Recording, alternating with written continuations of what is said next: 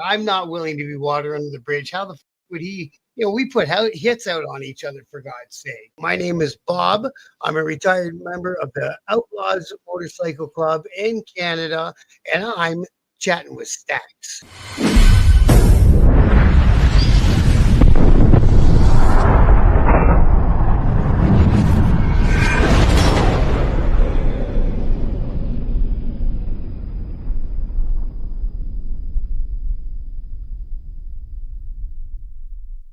Welcome to this episode of Chatting with Stacks. I'm your host, Bill Stacks, and today I got retired 1%er Bob from Biker News Camp. Were they trying to take your guys' patches and things like that? Were they? No, they didn't go. They didn't go that far at that time, but I think that after, like there's still outlaws and there's still Hell's Angels in my city to this day. So, but I think that there's been things where the support clubs have done shit. And it's a shitty thing to do to a guy, man, because he ain't supposed to give that thing up. He's supposed to go to the ground defending that thing, and nobody's willing to go to the ground defending a piece of material, right? But you're supposed to. Yeah. And if you don't, you better take a hell of a good beating, and that doesn't sound like much fun either. Have you seen guys get their patch taken, or have you guys taken patches? Yeah, we've taken a couple in the past. You know what happens most of the time when you hear about shit going on in the biker world? It's internal, right? You know what I mean? Like I pulled plenty of outlaws patches because I was able to, and they weren't making the cut. So what would be a reason why you would pull an outlaws patch? And can you walk me through a situation? Like a theft or trying to bang somebody else's old lady, stuff like that. It's usually stuff to do with theft. We had a guy, he'd stay late when the clubhouse closed, and there'd be money miss, 20s and 40s, and it's like, man, if you're gonna grab $20, you write it down so I know, and all is good. You're not gonna steal it, like that, right? Especially stealing from guys like that. Like you're gonna steal from a 1% motorcycle club. And the worst is he was stealing out of the jail jar. Every clubhouse has a jail jar instead of a tip jar. Like the guys behind the club aren't going to take a tip off you. It's not like that. But they'll tell you to put some money in the jail jar. 100%. Yeah. Wow. So that's like an absolute. You're getting expelled for stealing. Yeah. Right. And that kid who was getting beat up at the Hell's Angel clubhouse that night, he left that night, no longer an outlaw. You can't make us all look like a bunch of idiots. Well, did he go in and say, I can't do this anymore? No, he went to the Hell's Angel clubhouse door drunk and said, can I talk with Marty? Because one of their guys was one of his buddies. And it went, man. No. So what happens when he goes back to you guys' clubhouse? What happens with him? We pulled his patch and sent him on home. Patched him up as good as we could, get him stopped bleeding, and got him the fuck out of there. That's it. You're done. Had no choice. Will you imagine? You imagine explaining that to the higher ups why he's still around?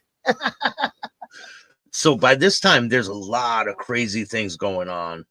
Yeah, there was a thing. There's a thing that happened in London where 4 guys showed up to one of my members' door at his place.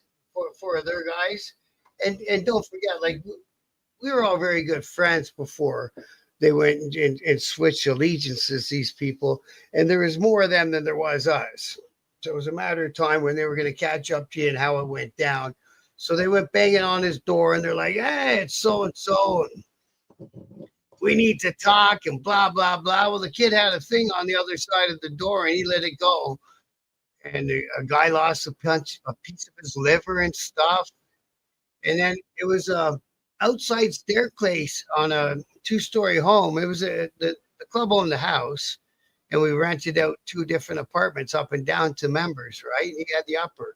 And so he went down, boom, boom, boom, chasing them down. And he started going off towards the street, boom, boom, boom. A taxi got hit. It's like, what are you guys doing, man? Then all of a sudden there was cops everywhere. And we all started getting arrested, right? The Holmes got arrested. A week later, I got arrested, all for having a bang in our pocket because, you're not being in that situation and not having one.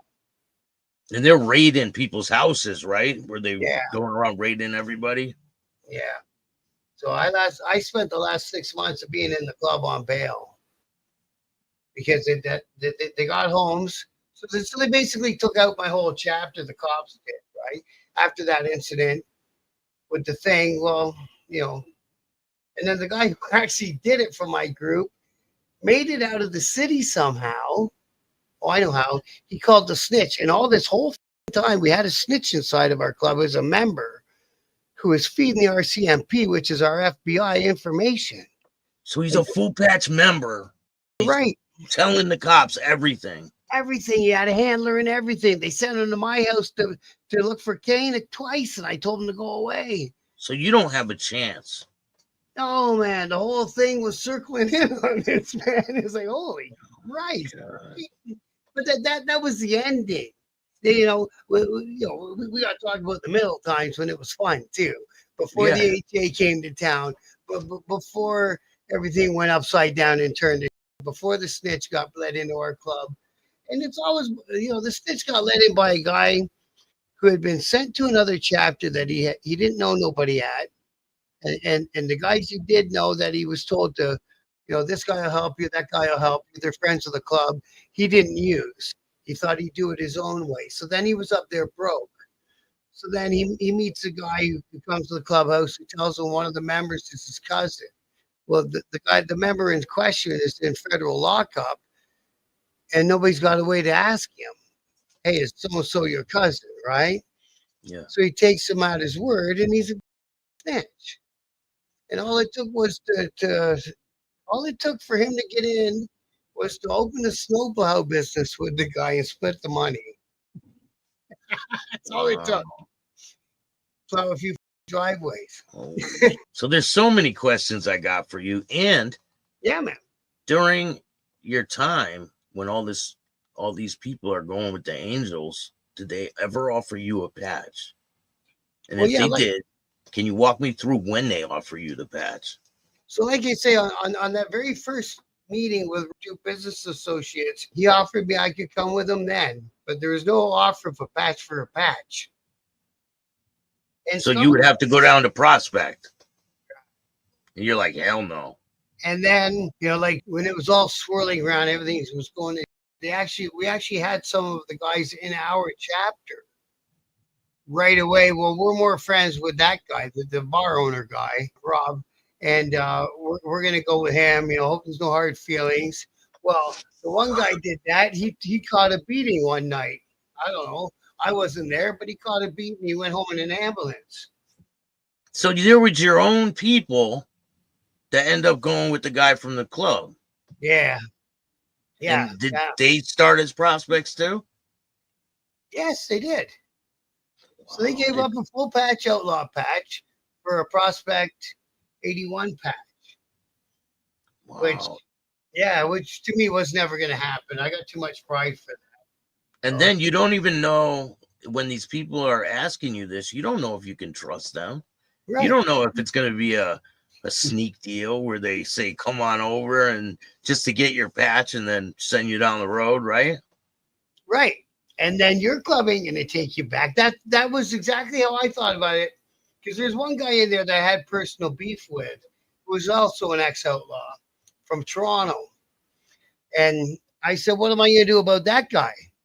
And they're like, oh, he's willing to be water under the bridge kind of thing. I said, I don't believe that, man. Like, I'm not willing to be water under the bridge. How the f would he? We put hits out on each other, for God's sake. We did not like each other. So, Wow. Yeah. So that was my thought. I thought he's going to get me in there. I'm going to turn in my patch back here. All them guys instantly hate me. I'm going to go over there and he's going to say, what are you doing here? Get home. And I'll be standing there with my dick in my hand. So that was exactly what my thoughts and concerns were. I think they would have did that. Because the second time around, so I told you about the one. So two of them left pretty much right away with the strip joint guy. Opened up his chapter in London, and then the one guy was downtown. His name was Brian, and my chapter boss, Hammer, and the doorman, who was the guy at the bang bang thing with the taxi got hit. That's so Hammer and the doorman from the strip joint, not the Beef Baron, but another one downtown, ran into Brian and they beat the crap all out of him. And like I say, he took a ride home in an ambulance that night. The next day he shows up at my door with another HA, and right to my door. Boom, boom, boom. I let him right in my house. It's like, well, I'd rather have him in my house. If anything goes off, I got probable cause or whatever it's called, right? Hey. So my wife wasn't too happy, but his face is like bad, man. He's going, what are we gonna do about this?